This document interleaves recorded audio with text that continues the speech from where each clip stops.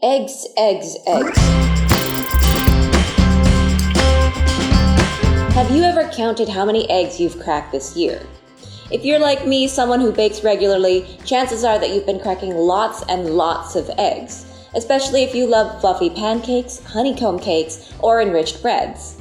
And yes, I am promoting my previous recipe videos. They taste good, you should try them. Link in the description box, okay? Cool. Now, where was I? Eggs.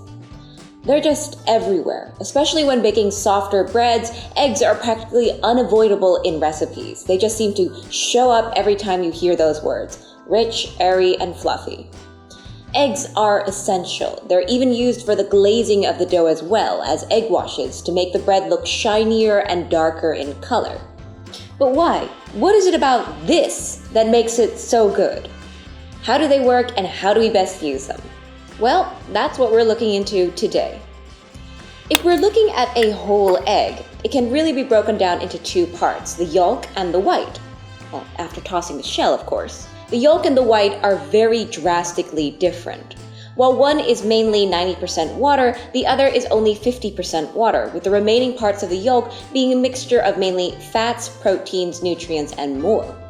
The fats contained help tenderize the bread, making it softer and stay that way for longer. It can also increase the volume of the bread. These are part of the reasons why a lot of recipes will ask you to add only the yolk to get a richer and fluffier result.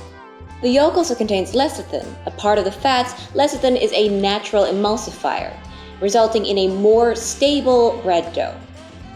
Now, on the other hand, the whites make for a very different picture. The whites contain absolutely no fat. They are mainly water and proteins, although they do contain other ingredients in small amounts. Water is around 90% of the white, and proteins come in at around 10%. These proteins are what turn the egg white when you cook them. When exposed to heat, the proteins unfurl and form new bonds with each other. This same unfurling process happens when you whip the egg white too, and the proteins in the egg white are what support the whole foaming process. The unfurling happens as the bubbles mixed into the egg white cause the protein to rearrange the hydrophilic, or water-loving, and hydrophobic, or water-repelling, amino acids. This is capitalized upon by many dessert recipes, such as this souffle pancake, where this foam is of great importance in getting a light and airy result. As for bread baking, this foaming process doesn't really come into play. But egg whites have their own benefits, including added nutrients and water content. They also seem to make the dough stronger and the bread crumb denser. I will say most of the attention in bread baking is focused on the egg yolk, especially with soft and rich doughs.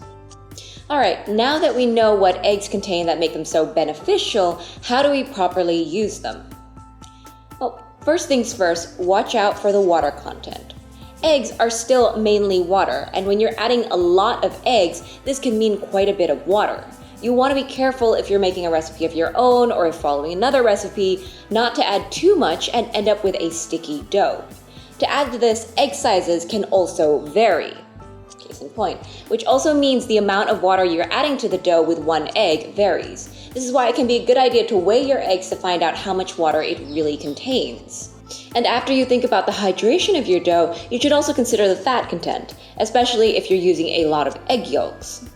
This is something I've talked about a lot in the previous videos. Fat interferes with gluten development. Any fat, including the one from egg yolks, can do this, which means your dough might turn out to have a much longer mixing or kneading time than you might expect.